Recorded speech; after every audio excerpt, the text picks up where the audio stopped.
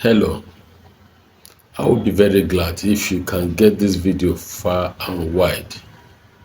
We need a united nation, not a divided community. But I'm going to talk to two fragments of Western relics, the Yoruba and the Igbos. Presently, I see some heated political discourse that is pitching these two ends against one another.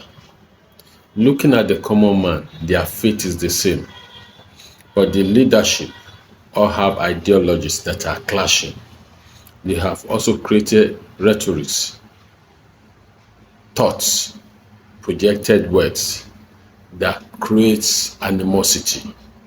That if we are not careful, when we hit it beyond necessary, we might all pay for it.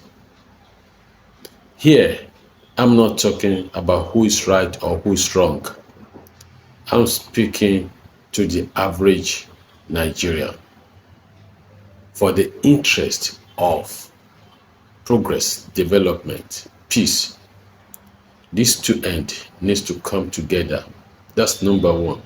The second reason is these two fragments are not the bigger part of Nigeria. Dividing yourself further weakens both ends.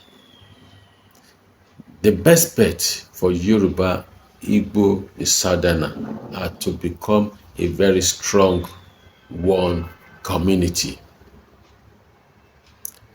There's a rule in life. The more divided you are, the weaker you become. Let's drop the differences. Let's look at the gain. If we come together, the problem we have, I think, is of leadership who rules us. Each one is using his ethnic end to destroy or diffuse or destroy the other side. If it is about national development, humanity making progress, we shouldn't have any reason to fight each other. The only point here is to avoid clashes. Let's respect. If we're in somebody's territory, let's respect him. Which is maybe the issue of Lagos, who owns this or whatever. It is geographically sensible to know who is likely the owner based on empirical evidences and the likes. But at the same time, if you are the host of a people, apply wisdom. What is good for the goose is also good for the gander. And what you practice elsewhere,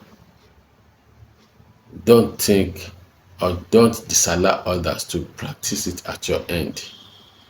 If you know you have some freedom in another person's land, let people also have freedom in your land. But that is not what is even important now. What's important is these two ethnic groups needs one another.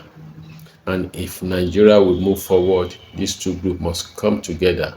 If Nigeria is going to crash, these two groups will have hands in it. And I also want to speak to the northern end. You cannot gain for so long from the fragmented South or Southern Nigeria rather. Because at a point in time, what destroys the neighborhood, the effect will get to your end. This is why we are a global community. Encourage progress in the other end. You too will know progress. If one end of the earth is affected, it will also affect you.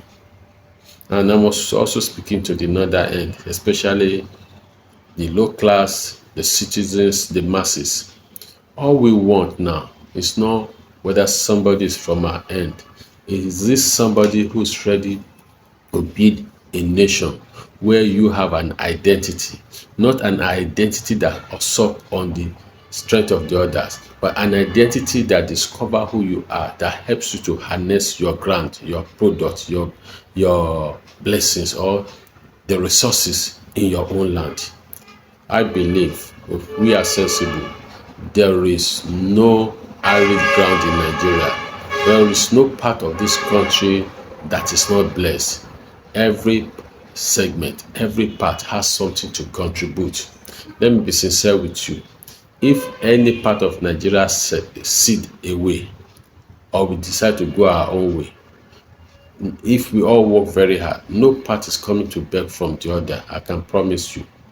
If Japan, with its low level of resources, can build such a strong nation, any part of Nigeria is blessed.